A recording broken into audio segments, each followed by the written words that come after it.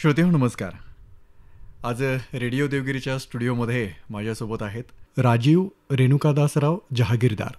विश्व हिंदू परिषदेच्या माध्यमातून मंदिर पूजक अर्चक आयाम असा चालवला जातो. या आयामाचे ते देवगिरी प्रांताचे प्रमुख आहेत. राजीवजी, आपलं आमच्या या रेडिओ देवगिरीच्या स्टुडिओमध्ये खूप खूप स्वागत आहे. नमस्कार. मित्रांनो, खरं तर श्रावण महिना आता सुरू झालेला आहे आणि या महिन्यामध्ये आपण प्रत्येकजण अनेक प्रकारचे धार्मिक विधी कार्य हाती घेत असतो, करत असतो. मंदिरात जाणे, देवदर्शन करणे, चांगले सकारात्मक संकल्प करणे आणि ते पूर्ण करण्यासाठी तशी तप आणि तपश्चर्या असा सगळा भाग आपल्याच याच्यामध्ये आपण श्रावण महिन्यामध्ये अधिक पद्धतीने करत असतो. आणि याच निमित्ताने खरं तर आज आपण श्री राजीवजी यांची एक मुलाखत आपण घेतो आहोत. आणि विश्व हिंदू परिषद नेमकं काय काम करते आहे आणि विश्व हिंदू परिषदेच्या मार्फत सुरू झालेला हा जो नवीन आयाम आहे, मंदिर अर्चक पुरोहित हा एक आयाम, या आयामाच्या संदर्भातही आपण त्यांच्याकडून बऱ्याचशा गोष्टी जाणून घेणार आहोत. राजीवजी, माझा पहिला प्रश्न आपल्याशी असा आहे की म्हणजे विश्व हिंदू परिषद आज ती कोणाला परिचित नाही अशी संघटना नाही आहे. म्हणजे खूप मोठी संघटना आहे. देशभरामध्येच नव्हे तर विदेशातही विश्व हिंदू परिषदेचं काम चालतं आहे की विश्वभरात राहणारा हिंदू समाज, या सगळ्या हिंदू समाजाला एकत्र करण्याचं काम ही संघटना करते आहे. पण तरीसुद्धा या संघटनेच्या विषयातलं काम आणि या संदर्भातली अधिकची माहिती आपण सुरुवातीला आमच्या श्रोत्यांना द्यावी ही विनंती. प्रथमतः मी रेडिओ देवगिरीच्या श्रोत्यांना जय श्रीराम करतो. प्रामुख्याने आत्ता जो आपण प्रश्न विचारला त्यामध्ये विश्व हिंदू परिषदेचा जो काम आहे पूर्ण जगभरामध्ये, त्यामध्ये मुळात विश्व हिंदू परिषद ही अखिल भारतात राहणाऱ्या आणि परदेशात राहणाऱ्या हिंदूंची धार्मिक आणि सांस्कृतिक संघटना आहे.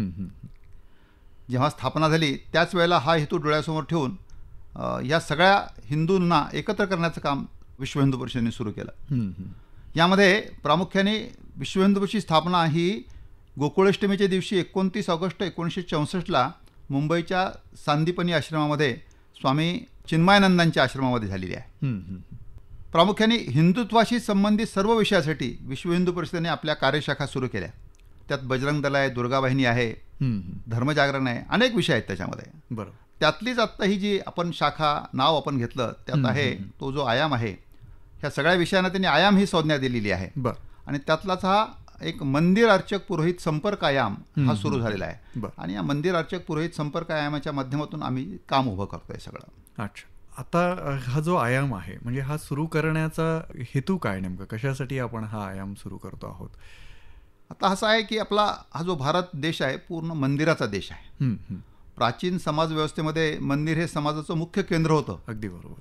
आणि त्या काळामध्ये भारताचा सोने की चिडिया असा जो उल्लेख होतो, ही सगळी संपन्नता ही मंदिरामुळे होती. अगदी बरोबर. देशातली सर्व मंदिरे, गुरुद्वारे, बौद्धविहार, जैन स्थानक ही धार्मिक स्थानं उत्तम संस्कार केंद्र व्हावे, तसेच धार्मिक जीवनातील अर्चक म्हणजेच मंदिरातील पुजारी आणि पुरोहित म्हणजे यजमानाकडे जाऊन पूजा करणारा पुजारी, या तीनही वर्गांचे किंवा रचनांचे संघटन करून त्यांच्याशी संपर्क करून त्यांना अधिक सशक्त बनवण्यासाठी मंदिर अर्चक पुरोहित आयामाचे काम सुरू झाले आहे. बरोबर. बऱ्याचशा वेळेस आता असं होतं की म्हणजे खूप मंदिरांमध्ये असे अर्चक आहेत परंतु काही मंदिरांमध्ये नसतातही. मग तशी ती भूमिका निभावणारा कोणी असतो का, किंवा तिथे ते असला पाहिजे का, अशी व्यवस्था निर्माण ही कोणी केली पाहिजे? आत्ता विषय असा आहे की तुम्ही बरोबर प्रश्न चांगला विचारलेला आहे. काय देशामध्ये आर्थिकदृष्ट्या संपन्न असणारी मंदिरं भरपूर आहेत, पण काही मंदिरं अशी आहेत की ज्यांची क्षमता नाही आहे मंदिराच्या संदर्भामध्ये तिथं अर्चक पुजारी ठेवण्याची किंवा ते मंदिर सांभाळण्याची. बरोबर. आत्ता समाजामध्ये मंदिर निर्माणासाठी पैसा लोक देतात, पण मंदिराच्या मेंटेनन्ससाठी पैसा देण्याचं कल फार कमी असतो लोकांचा. आणि म्हणून हा जो मंदिर अर्चक पुरोहित आयाम आहे आमचा, या विषयामध्ये प्रामुख्याने ज्या मंदिरामध्ये आत्ता अशी व्यवस्था नाही आहे, जिथं अर्चक नाही आहे, जिथं दिवा लागला जात नाही आहे, पूजा होत नाही आहे, अशा मंदिरांची आम्ही यादी केली. आणि मग जी मंदिरं संपन्न आहेत अशा मंदिरांना आम्ही विनंती करतो की हे छोटं मंदिर ज्या ठिकाणी अर्चक नाही आहे ते तुम्ही मंदिर दत्तक घ्यावं आणि त्या मंदिराचा जो कोणी अर्चकाचा जो खर्च असेल, मेहनताना द्यायचा असेल, तो तुम्ही द्यावा. आणि अनेक मंदिरांनी हे मान्य केलं आणि त्याप्रमाणे ही प्रक्रिया आता चालू झालेली आहे. त्यामुळं त्या ठिकाणी पुजारी आम्हाला मिळतोय. म्हणजे खूपच छान आहे की बऱ्याचशा वेळेस असं होतं की जो तिथे जाणारा, पूजा करणारा किंवा दर्शन घेणारा दर्शक असतो, तो गेला की देवाचं दर्शन करणं आणि तिथून निघून जाणं एवढंच होतं. परंतु त्याची जी आत्मीयता आहे, म्हणजे तो फक्त त्या देवापुरतं पाहतो, पण ते मंदिर, तिथलचा तो परिसर, त्या मंदिरामुळे निर्माण होणारी ऊर्जा, हा सगळा भाग जो आहे तो कायम ठेवण्यासाठी किंवा तो वाढवण्यासाठी अर्चकाची भूमिका इथे कशी असते, किंवा ही या संकल्पनेच्या माध्यमातून हे कसं पुढे येणार आहे? आत्ता प्रामुख्याने मंदिरामध्ये अर्चकाची भूमिका फार महत्त्वाची आहे. अर्चक हे मंदिराचा आत्मा म्हणून काम करतात. विश्वस्त असतात, पण प्रामुख्याने मंदिराच्या संदर्भातला सगळा मॅनेजमेंटचा भाग जो आहे तो अर्चक पाहत असतो. आत्ता मंदिरामध्ये जेव्हा भाविक येतात तेव्हा प्रत्येक भाविकाला असं वाटतं की आपल्याला कोणीतरी तिलक लावावा, आपल्याला कोणीतरी प्रसाद द्यावा, आपल्याला कोणीतरी आशीर्वाद द्यावा. आणि प्रामुख्याने अर्चकाची भूमिका अशी आहे की साधारणपणे येणाऱ्या भक्तांना जो काही भाग आहे तो देवापर्यंत पोहोचण्याचं काम हे अर्चक करत असतात. त्यामुळं मंदिरात गेणाऱ्या भाविकाला प्रत्येकाला असं वाटतं की मंदिरात कोणीतरी आपल्याला भेटलं पाहिजे, देवाच्या शिवाय दर्शन झालं पाहिजे आणि आपल्याला त्यांनी आशीर्वाद दिला पाहिजे. या सगळ्या प्रकारामध्ये अर्चकाची भूमिका फार महत्त्वाची आहे. आता अर्चक या सगळ्या प्रकारामध्ये येणाऱ्या भक्तांसाठी एक वेगळा भाग घेऊन येतात. आता पूर्वीच्या काळात जे अर्चक असायचे ते आयुर्वेदातले तज्ज्ञ असायचे आणि म्हणून भक्तांच्या आजारावर ते उपचार करायचे. मग विविध प्रकारचे काढे करून त्या रूपाने त्यांना तीर्थप्रसाद द्यायचे आणि भक्तांचे आजार बरे व्हायचे. आणि म्हणून नियमितपणे भक्तांची संख्या मोठ्या प्रमाणात मंदिरात यायची आहे. आता थोडी भक्तांची संख्या कमी झालेली दिसते आपल्याला, पण येणाऱ्या काळामध्ये ही संख्या वाढावी, मंदिराची लोक जोडले जावेत, यासाठी विश्व हिंदू परिषदचा मंदिर अर्चक पुरोहित आयाम काम करतोय. अच्छा, जसं तुम्ही सांगितलं की सुरुवातीलाच की काही मंदिरं जी असतात तर ती जिथे अर्चक नसतो किंवा त्यांची तिथे त्याचे मेंटेनन्स जो भाग असतो तो करण्यासाठी नसते, पण एक भाग असाही एक आहे की प्रत्येक मंदिराला एक ट्रस्ट असतं. म्हणजे ते मंदिर तयार करण्यासाठी एक कुठली तरी एक बॉडी असते, एक 4-5 जणांची, 10 जणांची. तर त्यांची काही भूमिका याच्यामध्ये आपण निश्चित केली आहे का, किंवा ह्या ट्रस्ट काय काम करू शकतं? त्यांनी या मंदिराच्या संदर्भात निर्मिती केली आहे, म्हणजे देवाची स्थापना पण झालेली आहे, पण त्याची देखरेख करण्यासाठी म्हणावं किंवा एकूण गाव आणि मंदिर याचं जे जुळवाजुळव करायचं आहे याच्या संदर्भात त्या ट्रस्टची काय भूमिका? अगदी छान प्रश्न विचारला तुम्ही. कोणत्याही मंदिराच्या अथवा धार्मिक संस्थांच्या विश्वस्त मंडळामध्ये असणाऱ्या व्यक्ती ह्या ते खरोखरच भाग्यवान असतात. मंदिरामध्ये विश्वस्त म्हणजे देवाचे विश्वासू भक्त असं मानलं जातं. बरं. मोठमोठे उद्योजक, संस्थानिक समाजामध्ये अनेक आहेत, परंतु देवस्थानचे विश्वस्त हे संस्थानिकापेक्षा महत्त्वाचे आहेत. कारण मंदिराच्या फलकावर विश्वस्त म्हणून त्यांचे नाव येण्यासाठी पुण्याचं पाठबळ असावं लागतं आणि ते पाठबळ त्यांच्या पाठीशी आहे. आणि म्हणून या मंदिर या रचनेची पूर्णपणे काळजी करणारा घटक म्हणजेच मंदिर विश्वस्त आहे. त्याच्यावर लोकांचा विश्वास आहे, तो विश्वस्त. मंदिर उत्तम पद्धतीने चालवणं, मंदिराच्या परंपरा सांभाळणं, मंदिराची यात्रा सणवार नियमितपणे चांगल्या पद्धतीने करणं, तसेच भक्ताकडून मिळणाऱ्या देणगीचा सदुपयोग करून भक्तांच्या सोयीसाठी आणि समाजाच्या हितासाठी तो खर्च करणं, अशी विविध भूमिका मंदिर विश्वस्तांची असते. आता दुसरा जो भाग तुम्ही विचारला की ज्या ठिकाणी सगळ्याच ठिकाणी मंदिर विश्वस्त असतात का, असं नाही. कारण वस्त्या वस्त्यामध्ये समाज एकत्र येतो आणि मंदिर बांधतो, पण त्यावेळेला मात्र त्या मंदिरांमध्ये दुर्लक्ष केलं जातं. दुर्लक्ष होतं, एक स्थानिक बॉडी तयार होते, पण ते होत नाही. आणि म्हणून अशी जी मंदिरं शोधून आम्ही त्या मंदिराचं व्यवस्थापन कसं होईल याकडे विशेष लक्ष देतो. बरं.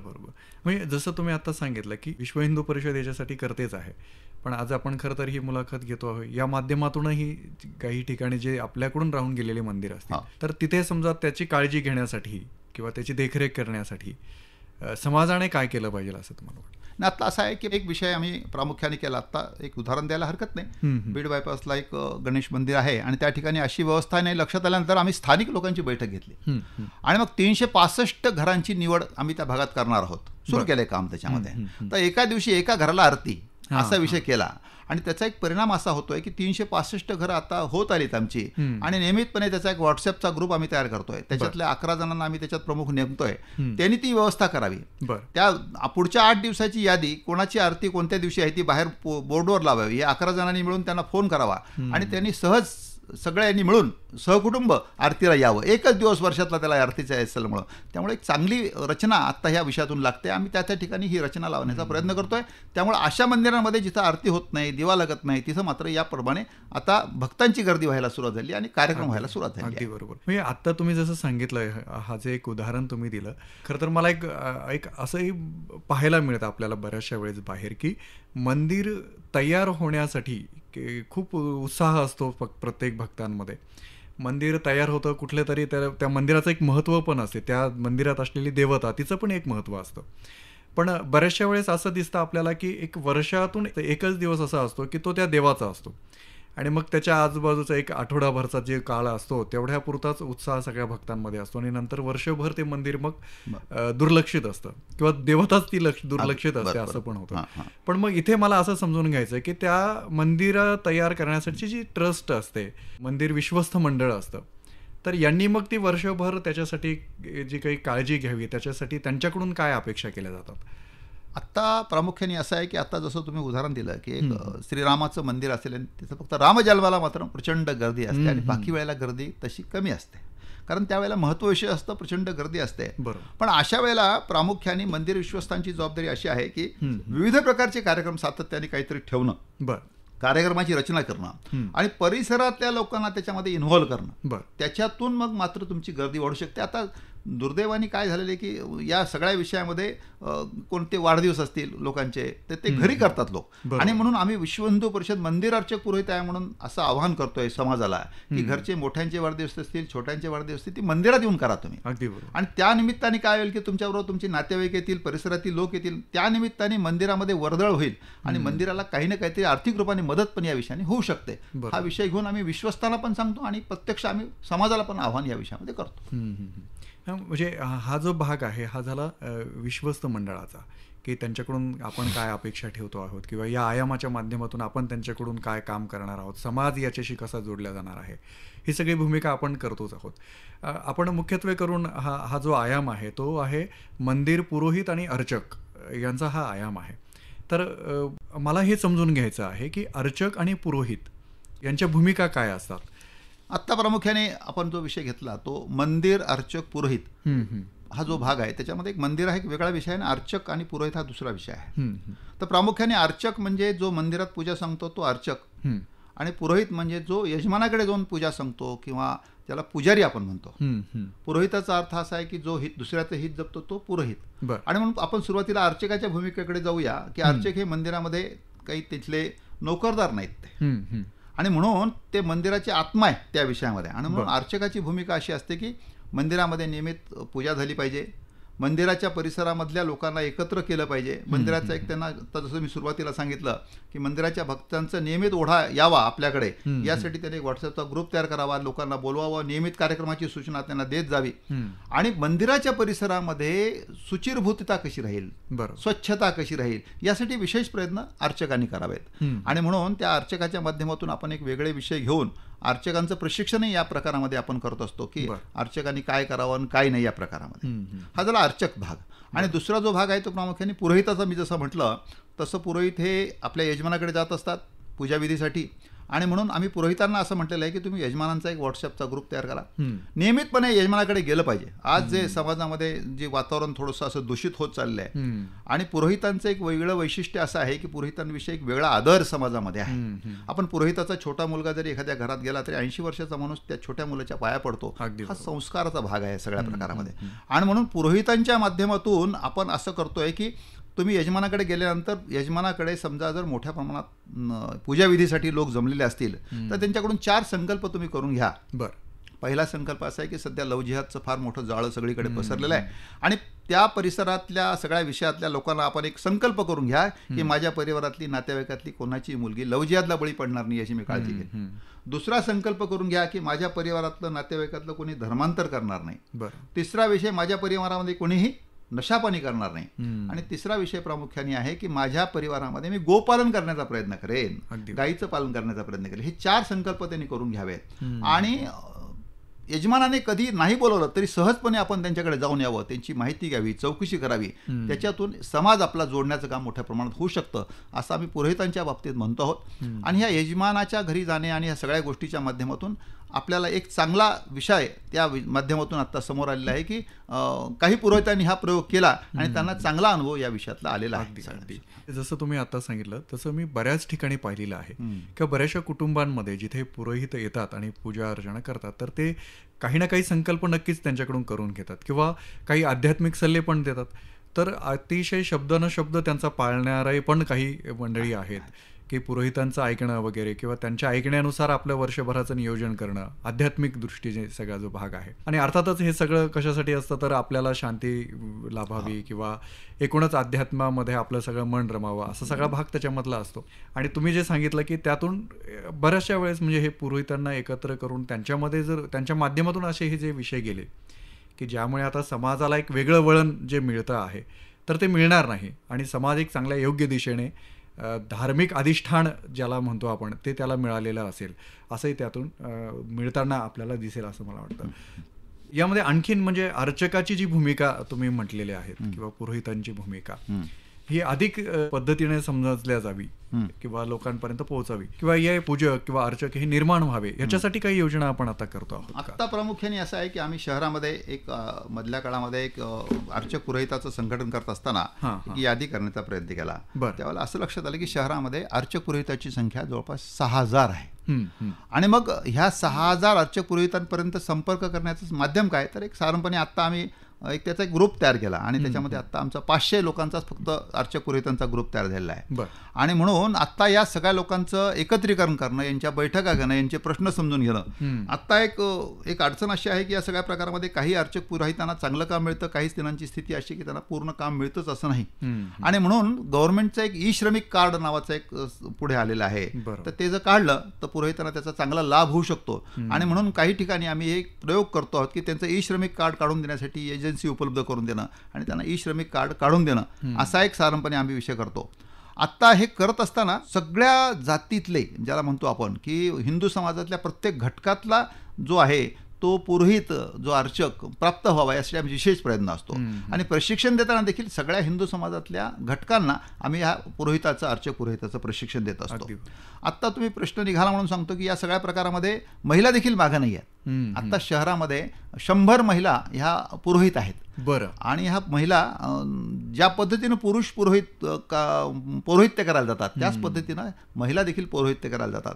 येणाऱ्या काळामध्ये याच पद्धतीनंच हिंदू समाजातल्या सर्व घटकातल्या महिलांसाठी विशेष पुरोहित अभ्यास वर्ग किंवा प्रशिक्षण आम्ही आता सुरू करणार आहोत. या विषयामध्ये येणाऱ्या काळामध्ये सुरू करणार आहोत. म्हणजे तुम्ही आता ही जी माहिती सांगितली त्याच्यानुसार मला एक प्रश्न माझ्या मनामध्ये असा आला की पुरोहित किंवा अर्चक असं म्हटलं की तो एका विशिष्ट समाजाचाच असला पाहिजे अशी पण धारणा लोकांमध्ये झालेली. तर असं विश्व हिंदू परिषद याच्याकडे कसं पाहत आहे? आत्ता प्रामुख्याने आपला जो कार्यकर्ता वर्ग आहे जो मोठ्या संख्येत आहे, विश्व हिंदू परिषदचा असेल, संघ परिवारातला असेल, बाकी समाजाने सुरू करेल केव्हा करेल माहीत नाही, पण आपल्या या कार्यकर्त्यांनी मात्र तो विषय हातात घेतला पाहिजे की मी तसा आग्रह धरणार नाही, माझ्याच समाजातला पुरोहित माझ्याकडे आला पाहिजे असा आग्रह मी धरणार नाही. तो आग्रह धरू नये असा आग्रह आम्ही कार्यकर्त्यांना धरतो आणि त्याचा एक चांगला परिणाम आता आम्हाला पाहायला मिळतोय. आणि येणाऱ्या काळात निश्चितच एक चांगलं चित्र आपल्यासमोर उभं राहील या विषयामध्ये. नक्की. आता हा ज्या आयामाविषयी आपण सगळी चर्चा करतो आहोत, हा जो मंदिर अर्चक पुरोहित आयाम जो आहे, तर याच्या आयामाचं जे गठन झालेलं आहे तर या मार्फत आता महाराष्ट्रभरामध्ये प्रांतभरामध्ये आता सुरू असलेली काय कामं आहेत किंवा काही कामं या माध्यमातून झालेली आहेत का? आत्ता प्रामुख्याने असं आहे की विश्व हिंदू परिषदेचं आत्ता जो हा मंदिर अर्चक पुरोहित आयाम आहे, आत्ता जर आपला देवगिरी प्रांत हा जर विषय घेतला किंवा पूर्ण महाराष्ट्र आणि गोवा हा जो क्षेत्र आहे या विषयामध्ये जर आपण काम पाहिलं तर आत्ता संघटनात्मक बांधणी या विषयामध्ये आत्ता प्रामुख्याने प्रांताचा प्रमुख, सहप्रमुख आणि आम्ही एक साधारणपणे या विषयामध्ये 10 जणांची टीम तयार करतो. आता काय झालं या सगळ्या याच्यामध्ये मंदिरांची आम्ही विभागणी केलेली आहे. मंदिरांचे प्रकार खूप आहेत त्याच्यामध्ये.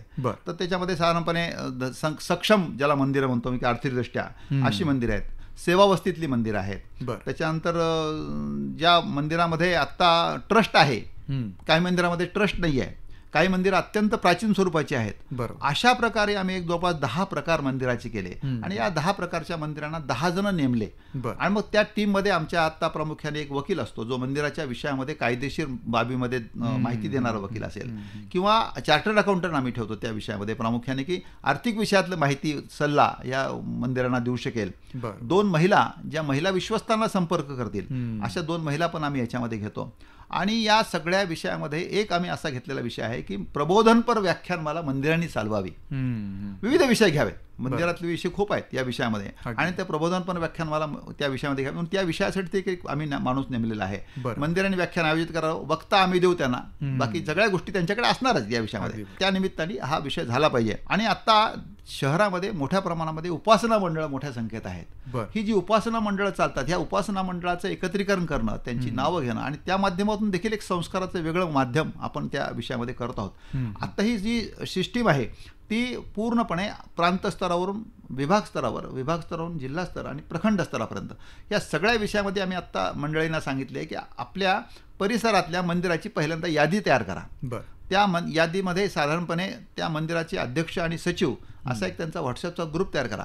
मंदिर समन्वय संभाजीनगर असे त्याला नाव आपण दिलेलं आहे. या निमित्ताने आता पूर्ण देवगिरी प्रांतामध्ये आता विश्वस्तांची संमेलनं झाली. तर संभाजीनगरला संमेलन झालं विभागाचं, नांदेडला विभागात संमेलन झालं, लातूरला झालं, आणि या संमेलनामध्ये मोठ्या प्रमाणात विश्वस्त सगळे उपस्थित होते. आणि या विश्वस्तांना आपल्याला त्यांच्याकडून काही माहिती आम्ही घेतली, त्यांचे चालणारे उपक्रम, आणि विश्व हिंदू परिषद मंदिरार्चक पुरोहित आहे म्हणून काय अपेक्षा आहे आम्ही त्यांना सांगितल्या. त्याला उत्तम प्रतिसाद या लोकांनी दिला. याशिवाय आत्ता आम्ही विविध उपक्रम जे राबवतो त्यामध्ये प्रामुख्याने असं आहे की लोकांना घरची पूजा शास्त्रशुद्ध कशी करावी याची माहिती फार कमी असते. आणि म्हणून मधल्या काळामध्ये आत्ता जून महिन्यामध्ये आम्ही एक मोठा कार्यक्रम केला संभाजीनगर शहरामध्ये. त्याला भरभरून प्रतिसाद आम्हाला मिळाला आणि इथले 2 तज्ज्ञ पुरोहितांना आम्ही तिथं बोलवलं होतं. त्यांनी शास्त्रशुद्ध पूजा कशी करावी, घरात देव कोणते असले पाहिजेत, दिवा कुठे लावावा, काय केलं पाहिजे, काय होऊ शकतं, ह्या सगळ्या गोष्टी त्यांनी सांगितल्या. त्याला 300 लोक वरद गणेश मंदिर आणि संयुक्त विद्यमाने मंदिर अर्चक पुरोहितयाम या संयुक्त विद्यमाने आम्ही कार्यक्रम केला. दुसरा आम्ही कार्यक्रम केला तो असा आहे की घरातलं जे पंचांग असतं आपलं ते केवळ बाहेरून पंचांग विकत आणतो, पाडव्याच्या दिवशी त्याला पूजा करतो, आपण खुंटीला लटकून ठेवतो, असं होता कामा नये. तर पूजा त्या पंचांगातला प्रत्येक बाब मला समजली पाहिजे. तिथी कशी काढावी, वार नक्षत्र कसे आहेत, पंचांगातले 5 अंग कोणते आहेत, ही सगळी माहिती देण्याच्या दृष्टिकोनातून परवा आम्ही एक कार्यक्रम केला साधारणपणे आपल्या त्रिदेवता मंदिरामध्ये, आणि त्याला देखील जवळपास 200च्या आसपास संख्या उपस्थित होती. चांगला प्रतिसाद या विषयाला मिळाला. यानंतर उपासना कशी करावी या संदर्भातही आम्ही अनेक कार्यक्रम या विषयामध्ये केले. त्यामुळं येणाऱ्या काळामध्ये आत्ता हे संभाजीनगरला झाले, पूर्ण देवगिरी प्रांतामध्ये 14 जिल्ह्यामध्ये हे कार्यक्रम आम्ही सगळीकडे करणार आहोत. यातून आम्हाला काम करण्यासाठी अनेक कार्यकर्ते देखील मिळाले. मग आता खरं तर तुम्ही एवढी सगळी कामं ही सगळी सांगितलेली आहे आणि तुम्ही असं म्हटलं की साधारण त्यांची एक समिती पण तयार करतो आहोत. पण या समितीचा जो भाग आहे किंवा हे जे पुरोहित अर्चक यांची एखादी समिती तयार करणं किंवा याचं एखादी संघटनात्मक एखादी रचना याची संदर्भातली असणं, असं काही भाग आपण केलेला आहे? नाही, आत्ता प्रामुख्याने कसं आहे की आत्ता आमच्या टीममध्ये जे आम्ही घेतलेले आहेत त्याच्यामध्ये प्रामुख्याने ही संघटनात्मक बांधणी करत असताना प्रांताचा प्रमुख, 2 सहप्रमुख असतात. एक तो सहप्रमुख जो मंदिराचं काम पाहिजे आणि दुसरा सहप्रमुख असेल तो अर्चक पुरोहित या विषयातलं काम पाहिजे. त्यामुळे तो अर्चक पुरोहिताच्या विषयामध्ये पूर्णपणे तो सगळीकडची यादी करणं, संपर्क करणं, त्यांच्या अडचणी समजून घेणं आणि ह्या सगळ्या प्रकारामध्ये त्यांचं संघटन उभं करणं, हा एक भाग आत्ता या विषयात चाललेला आहे आपला. तुम्ही आत्ता अर्चक पुरोहिताचा विषय काढलेला आहे त्यामुळे त्यातला एक मोठा विषय तुम्हाला मी सांगतो की अर्चक पुरोहिताच्या प्रशिक्षणासंदर्भातला एक भाग प्रामुख्याने महत्त्वाचा आहे. कारण प्रत्येकाला अपेक्षा असते की मला जो आहे तो अर्चक तज्ज्ञ मिळाला पाहिजे, चांगला मिळाला पाहिजे, आणि म्हणून त्याचं प्रशिक्षणाची व्यवस्था आपण करतो. आणि आता विदेशामध्ये मोठ्या प्रमाणात अर्चकाची मागणी आणि पुरोहितांची मागणी आहे. आणि म्हणून आत्ता अखिल भारतीय बैठक जी झाली विश्व हिंदू परिषदेची जोधपूरला, त्या बैठकीमध्ये माहिती देताना तिथल्या आपल्या अध्यक्षांनी सांगितलं की येणाऱ्या जुलै महिन्यामध्ये 2025ला अयोध्येमध्ये या संदर्भामध्ये एक कार्यशाळा ज्याला आपण प्रशिक्षणाची व्यवस्था आपण करतो आहोत कायमस्वरूपी, की ज्यामध्ये पुरोहित जे आहेत ते ग्रॅज्युएट पुरोहित, पोस्ट ग्रॅज्युएट पुरोहित, संस्कृतचा प्रचंड मोठा अभ्यास आणि दुसरी गोष्ट इंग्लिशचा त्यामध्ये अभ्यास, की विदेशामध्ये मोठी मागणी असल्यामुळं आपण तिथून काही पुरोहित मोठ्या प्रमाणामध्ये विदेशात पाठवण्याचं काम देखील या विषयात करणार आहोत येणाऱ्या काळामध्ये. खूपच छान. खरं तर आत्ता तुम्ही जी माहिती सांगितली पुरोहित तयार करण्याची, आणि खरंच याचे विदेशामध्ये सुद्धा मोठ्या प्रमाणामध्ये मागणी पण आहे. एव्हाना हिंदू समाजातच नाही तर विदेशातमध्ये असणारा जो नॉन हिंदू समाज आहे किंवा राहणारे जी काही वेगळी तशी जी व्यक्ती आहेत की जे हिंदू धर्माला आता फॉलो करायला लागलेले आहेत, तर तिथेही खरं तर अशा सगळ्या व्यक्तींची माहिती किंवा मागणी असते. अशा म्हणजे पूर्ण अभ्यासपूर्ण अशी मांडणी त्यांच्या पुढे करेल आणि पूर्ण आपली जी विधानं असतात ती सगळे त्यांना समजून सांगेल असा सगळा भाग. हा जो भाग झाला, खरं तर आपण अर्चक पुरोहित यांचे सगळे आपण समजून घेतलेले आहे की त्यांचं काय काम असणार आहे. बरोबर. परंतु खरं तर आपण जे म्हटलं की या प्रत्येक भारतीय संस्कृतीचा जो केंद्र आहे ते म्हणजे मंदिर हे केंद्र आहे गावांचं किंवा एकूण या धार्मिकतेचा सगळा भाग. तर या मंदिराला चालवणारा जो भाग आहे तो म्हणजे तो तिथला जो विश्वस्त मंडळ आहे, हे विश्वस्त मंडळ त्या मंदिराला चालवतं आहे. तर त्याचं संचालन जर व्यवस्थित व्हायचं असेल तर या विश्वस्त मंडळाची भूमिका नेमकी काय असली पाहिजे किंवा त्यांच्याकडून आपण काय अपेक्षा ठेवतो आहोत, किंवा हे संचालन मंडळ विश्वस्त मंडळ जे आहे यांना जर आपण एक चांगल्या प्रकारचं मार्गदर्शन करू शकलो तर हे अधिक त्यांची जी क्रियाशक्ती आहे ते वाढवून मंदिराला आणखी पुढे नेण्यासाठी काय करू शकता. आत्ता तुमचा जो महत्त्वाचा प्रश्न आत्ता मला लक्षात आला तो असा आहे की प्रामुख्याने मंदिराशी संबंधित हा विभाग काम करत असल्यामुळे त्याच्यामध्ये मंदिरांच्या विश्वस्तांना भेटायला आम्ही जेव्हा प्रत्यक्ष जातो तेव्हा मंदिरामध्ये पहिल्यांदा आम्ही पाहतो की तिथे काय व्यवस्था आहे. तर बऱ्याचदा असं लक्षात येते की एका मंदिरात आम्ही गेलो होतो, अस्ताव्यस्त चपला पडलेल्या होत्या आणि त्या चपला पडल्यानंतर असं वाटलं की नाही मंदिरामध्ये असं असता कामा नाही. आणि म्हणून त्यांना आम्ही विनंती केली आणि बाबा मंदिरात चप्पलचं स्टँड असणं आवश्यक आहे, चप्पल येथेच काढावी ही जर सोय आपण तिथे लिहून लावलं तर ते एक अधिक सोयीचं होईल. मंदिरात बाहेरून लोक मोठ्या प्रमाणात येतात, फिरून फिरून येतात इकडून तिकडून. मंदिरात जर मध्ये शिरताना जर पाय धुवून जाण्याची व्यवस्था असेल तर अजून त्याच्यामध्ये सुचिरभूतता निर्माण होऊ शकते. त्याच्यानंतर मंदिरामध्ये पूजेसाठी एखादी गोमाता गाय ठेवता येईल का आपल्याला. त्याच्यानंतर तिथे तुळशीचं वृंदावन आपल्याकडे आहे का, बेलाचं वृक्ष आहे का, वडाचं झाड आहे का. जागा मोठी असेल तर ह्या सगळ्या गोष्टी मंदिराने करावेत असे मी त्यांना सांगत असतो या विषयामध्ये.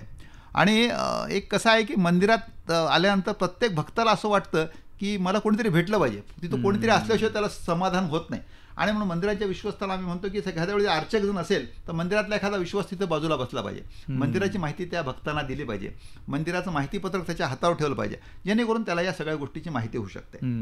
आता मंदिरांकडे काही ठिकाणी मोठ्या प्रमाणात पैसा आहे आणि म्हणून सेवाकार्य विषयामध्ये त्यांनी काही करावं. त्याच्यामध्ये आम्ही असं म्हटलं की मंदिराच्या माध्यमातून आयुर्वेदिक असेल, होमिओपॅथिक असेल, ॲलोपॅथिक असेल, याचं एक साप्ताहिक चिकित्सा केंद्र त्यांनी सुरू करावं. किंवा पैसा तुमच्याकडे अधिक आहे तर अत्याधुनिक सुसज्ज असं एखादं धर्मार्थ चिकित्सालय रोज सुरू करता येतं का या संदर्भात त्यांनी विचार करावा, ज्याच्यातून गरीब लोकांना निःशुल्क सेवा त्यातून मिळू शकेल असा एक त्यातला महत्त्वाचा भाग आम्ही म्हटलेला आहे. एक आत्ता मुंबईला आम्ही पाहिलं की त्या एक बाहेर मंदिरामध्ये बाहेर एक छान बोर्ड लावलेला होता आणि त्याच्यावर एक रिटायर माणूस रोज त्याच्यावर एक सुविचार लिहितोय, तर लोक त्याचा फोटो काढून व्हायरल करताय. सुविचार इतका चांगला सुविचार असतो तो. आणि म्हणून आम्ही मंदिरात असं म्हणतो की हिंदू पंचांग रोज दिनविशेष आणि सुविचार स्वच्छ हस्ताक्षराने लिहिण्याची व्यवस्था करावी. शेजारच्या पैजारच्या भक्तांकडून ती व्यवस्था करून घ्यावी आणि तो चांगला विषय होऊ शकतो. अगदी बरोबर. मंदिराच्या माध्यमातून एक चांगलं संस्कार केंद्र चालवावं. त्यानंतर मंदिरात एक धार्मिक वाचनालय असावं, त्याच्यामध्ये हिंदू धर्मग्रंथ इतर धार्मिक साहित्य तिथे वाचनासाठी त्यांनी उपलब्ध करून द्यावं असा एक प्रामुख्याने आम्ही त्याच्यामध्ये विषय केलेला आहे. आता मंदिराच्या दर्शनी भागामध्ये काय झालंय की आपले जे धर्मग्रंथ आहेत ना ते लोकांना आता फार विसरत चालली नवीन पिढी. किमान दर्शनी भागामध्ये मंदिराच्या दर्शनी भागामध्ये 4 वेद, 6 शास्त्र, 10 उपनिषद, 18 पुराण, रामायण आणि भगवद्गीता असे 40 ग्रंथ हिंदू संस्कृतीचा हा अमूल्य ठेवा आहे. तो जर आपण काचेमध्ये डिस्प्ले केला तर लोक किमान आपले एवढे ग्रंथ आहेत ते पाहतील, वाचतील या विषयामध्ये करू शकतात. त्याच्यानंतर मंदिराच्या माध्यमातून भक्तांसाठी बलोपासना केंद्र, जिम, आखाडा चालवण्याची व्यवस्था व्हावी जेणेकरून मंदिर हे हिंदू धर्माचे शक्ती केंद्र झालं पाहिजे. हा एक महत्त्वाचा भाग आहे. आज आपण पाहिलं तर जिमची अवस्था बाहेर अशी आहे की बाहेर लोक जिमला जातात पण स्टिरॉइड दिलं जातं आणि त्यामुळं त्या तरुणांमधली जी ताकद आहे ती दिसायला ते तरुण दिसतात, मजबूत दिसतात, पण त्यांच्यात ताकद नाहीये आणि मग ती ताकद आपल्याला उपयोगाची नाही अशा पद्धतीने. म्हणून मंदिराने ते करावं. या निमित्ताने तरुण मंदिरात येतील, दर्शनही करतील आणि बलवान होतील असा एक मागे या उद्देश आहे. आता मध्ये वाळूजला आम्ही एक ट्रस्टींची बैठक घेतली होती. त्यावेळेला त्यांना आव्हान केलं होतं की मंदिरांच्या जागा खूप मोठ्या आहेत वाळूज एरियामध्ये त्या प्रकारामध्ये. तर त्यांना सांगितलं की तुम्ही योगासन केंद्र सुरू करा. तर त्या 5 मंदिरांमध्ये महिलांनी योगासन केंद्र सुरू केले. आज ते उत्तम पद्धतीने तिथे योगासन केंद्र चालू आहे. शेवटच्या विषयामध्ये 1-2 विषय अजून याच्यातले सांगतो की मंदिरांनी व्यसनमुक्ती केंद्र पण चालवलं पाहिजे कारण हे फार आवश्यकता आहे त्याच्यामध्ये आणि मंदिराला हे निःशुल्क सेवा देणारे लोक देखील त्यांना मिळू शकतं या विषयामध्ये. आणि आपले जे हिंदू सणवार आहेत, हम्म. मंदिराच्या माध्यमातून वर्ष प्रतिपदा अर्थात हिंदू नववर्षाच्या स्वागताचा कार्यक्रम झाला पाहिजे. मंदिराच्या माध्यमातून नववर्षाच्या शुभेच्छा देण्यासाठी शुभेच्छा पत्र दिले पाहिजेत. बरोबर. मंदिरात येणाऱ्या नियमित भक्तांना पुजारी बंधूंच्या हस्ते एखादा भगवा ध्वज त्यांना प्रदान करण्यात आला पाहिजे. आणि सगळ्यात शेवटी या विषयामध्ये एक सांगू शकतो की मंदिर हे हिंदू धर्माचं प्रचार केंद्र बनलं पाहिजे. बरोबर. कारण आजचे हे युग प्रचाराचं युग आहे. चर्च आणि मशिदी अत्यंत उघडपणे ईसाई आणि इस्लाम धर्माचा प्रचार करतात. आपली मंदिर ही सेक्युलर राहता कामा नये. अगदी. त्यांनी मंदिराचा हिंदू धर्माचा प्रचार उघडपणे आणि प्रखर केला पाहिजे असं मला वाटतं या विषयामध्ये. अगदी बरोबर. खरं तर आपण खूप वेळ झाला ही मुलाखत आपण करतो आहोत, पण जसं आपण आत्ता हा जो नवीन आयाम जो सुरू झालेला आहे आणि या आयामाच्या माध्यमातून जे काम पण सुरू झालेलं आहे ते पण आपण या ठिकाणी सांगितलेलं आहे. अतिशय स्तुत्य असे उपक्रम की जे समाजामध्ये आध्यात्मिक अधिष्ठानाला गती देण्यासाठी हे जे उपक्रम आहेत ते अतिशय सुंदर उपक्रम आपण सांगितलेले आहे. एव्हाना एक मंदिर काय करू शकतं, म्हणजे त्याची भूमिका काय आहे, अगदी म्हणजे ते अगदी पहिल्यापासूनच होते. आपण आता विसरत गेलेलो आहोत की मंदिराकडे आपण जाऊ शकत नाही, परंतु तिथं ते सगळ्यांचं एकत्र येण्याचं ते शक्तीचं केंद्र आहे. तिथून बऱ्याचशा बलोपासना जे आपण म्हटले की तशा पद्धतीचं आपण करून घेऊ शकतो आणि तिथून एक ऊर्जा घेऊन आपण आपल्या कार्यामध्ये पुढे राहू शकतो, असा सगळा भाग आहे. जसं आपण भूमिका एक सांगितली की अर्चकाची, पूजकाची किंवा त्या मंदिराचं जो विश्वस्त मंडळ आहे त्यांची भूमिका सांगितली, परंतु त्या मंदिराच्या आजूबाजूला राहणारा जो भक्त मंडळ आहे तर यांनी सुद्धा त्या मंदिराची कशा पद्धतीने काळजी घ्यावी किंवा आपलं रोजचं जे देवाला भेटणं जो भाग आहे म्हणतो आपण त्याच्या संदर्भातही यांच्या माध्यमातून उपक्रमातून तर हा खरं तर त्या भक्त मंडळासाठीच चालणारा हा सगळा उपक्रम आहे, पण त्यांचीही काही भूमिका आपण या ठिकाणी करतो आहोत का, किंवा जो परिसरातला जो भक्त मंडळ आहे त्यांच्यासाठी आपण काही ठरवलं आहे का? आता तो जो तुम्ही प्रश्न मला विचारला त्याचं उत्तर मी याच्यापूर्वी एक असं सांगितलं की आता परिसरातला जो भक्तवर्ग आहे तो काही भक्तवर्ग नियमितपणे येतो, काही साप्ताहिक येतो, काही जण रस्त्यावरूनच नमस्कार करतात. ही सगळी लोक मंदिरात कशी आली पाहिजेत? तरुणांना मंदिरात येण्याचं व्यसन, चक्क व्यसन शब्द वापरतो, लागलं पाहिजे. मंदिरामध्ये नियमितपणे या विषयामध्ये हनुमान चालीसा असेल किंवा स्तोत्र पठण असेल हे कार्यक्रम झाले पाहिजेत. साप्ताहिक आरती या विषयामध्ये तरुणांची मोठ्या प्रमाणामध्ये झाली पाहिजे, तरुणांची संख्या मोठ्या प्रमाणात वाढली पाहिजे.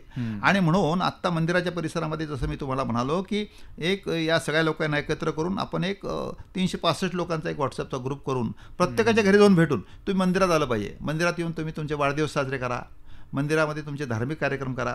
इव्हन आत्ता एका मंदिरामध्ये आम्ही प्रयोग केला की महिनाभरामध्ये ज्यांचे वाढदिवस झाले त्या सगळ्या लोकांना बोलवलं, गुरुजींना बोलवलं, तिथे यज्ञ उभं केलं, यज्ञ केला आणि सगळ्यांच्या हाताने त्याच्यामध्ये आहुती टाकल्या. एक चांगला कार्यक्रम झाला. त्यामुळं त्या घरातले अन्य नातेवाईक देखील तिथे जमा झाले मोठ्या प्रमाणामध्ये. मंदिराविषयीची ओढ त्या विषयामध्ये त्यांच्या निर्माण झाली. मंदिरात लोक येतात पण त्यांना विशेष आकर्षण त्या विषयामध्ये आपणही जरा अधिक जाणून दिलं पाहिजे, काहीतरी कार्यक्रम ठेवले पाहिजेत, तर नक्कीच ते येऊ शकतं असं मला वाटतं ह्याच्यामध्ये. आणखी आता ह्या आयामाचे पुढे काय कार्यक्रम असणार आहेत? आत्ता या सगळ्या याच्यामध्ये आत्ता असं एक मी जसं म्हणालो तुम्हाला की आत्ता जे मी सांगितलं की शास्त्रशुद्ध पूजा आणि हे पंचांगाच्या कार्यक्रमासंदर्भातला विषय पूर्ण प्रांतभर आम्ही हे कार्यक्रम करणार, निवय क्षेत्रात पूर्ण सगळ्या ठिकाणी कार्यक्रम होणार आहेत आत्ता विषयामध्ये. आत्ता संघटनात्मक बांधणीमध्ये आम्ही आत्ता असं म्हटलेलं आहे की प्रत्येक कार्यकर्त्यांनी एक मंदिर आदर्श मंदिर करून दाखवावं. आत्ता जी टीम आहे आमची, आता संभाजीनगर शहरामध्ये जवळपास आमची 50 जणांची टीम आहे काम करणारी. या सगळ्यांना आम्ही असं म्हटलेलं आहे की तुम्ही एक मंदिर घ्या, ते आदर्श करून दाखवा, जे आम्हाला अपेक्षित आहे. जसं चप्पलचं स्टँड आहे का, आमका आहे का, ढमका आहे का, या सगळ्या गोष्टी बारीक सारी गोष्टी त्याच्यामध्ये पूर्ण होत आहेत का विश्वस्तांच्या मागे लागून, तर ते पूर्ण करून घ्याव्यात. आता येणाऱ्या काळामध्ये आम्ही एक आत्ता विषय हातात घेतलेला आहे की आता गणेश मंडळाची स्थापना होते आहे. पण दुर्दैवाने काय आहे की गणेश मंडळाची स्थापना झाल्यानंतर 10 दिवसाच्या काळामध्ये जो हुडदंग माजवला जातो किंवा बिभिस्त पद्धतीची गाणी लावली जातात आणि त्यामुळं मग आत्ता आपण गणेश मंडळाच्या स्थापनेपूर्वी या सगळ्या गणेश मंडळांना एकत्र करणार आहोत, त्यांचा एक कार्यक्रम छोटा करणार आहोत. त्यांना असं म्हणणार आहोत की तुमच्याकडे पैसा मोठ्या प्रमाणात येतो तर ह्या 10 दिवसामध्ये भारतीय संस्कृती, आपली महाराष्ट्रीयन संस्कृती जपण्याचा प्रयत्न करा. मग त्यामध्ये काय केलं पाहिजे काय नाही ह्या सगळ्या गोष्टी आम्ही त्यांच्याकडे सांगणार आहोत. आणि दुसरी गोष्ट, केवळ गणपती मंडळापर्यंत सीमित न राहता त्या समितीमार्फत येणाऱ्या काळामध्ये काही सेवा उपक्रम तुम्ही राबवू शकता का कायमस्वरूपी, ते कायमस्वरूपी ठेवा आणि नियमित काही ना काहीतरी कार्यक्रम केला पाहिजे असा एक भाग तुम्ही ठेवा, असा एक विषय आम्ही करणार आहोत. दुसरं, हे विश्व हिंदू परिषदेचं आता हे 60 वर्ष पूर्ण झाले आणि म्हणून आता गोकुळाष्टमीला 60 वर्ष पूर्ण होत आहेत आणि या निमित्ताने विश्व हिंदू परिषदेचा मंदिर अर्चक पुरोहित आयाम देखील विविध कार्यक्रम या विषयामध्ये मंदिराच्या मार्फत करणार आहे. बरं, खरं तर अतिशय सुंदर अशी माहिती तुम्ही आमच्या श्रोत्यांना दिलेली आहे. हा एक नवीन आयाम सगळ्यांना कळतो आहे. याची भूमिका ही अतिशय चांगल्या पद्धतीने आपण या ठिकाणी मांडलेली आहे. हा जो भाग जर निर्माण झाला तर एक मंदिर केंद्रित व्यवस्था पुन्हा एकदा निर्माण होऊ शकते. मंदिराचं जे वैभव आधीचं जे होतं ते पुन्हा त्यांना प्राप्त होऊ शकतं आणि एक चांगलं आध्यात्मिक अधिष्ठान या सगळ्या समाजाला लाभू शकतं.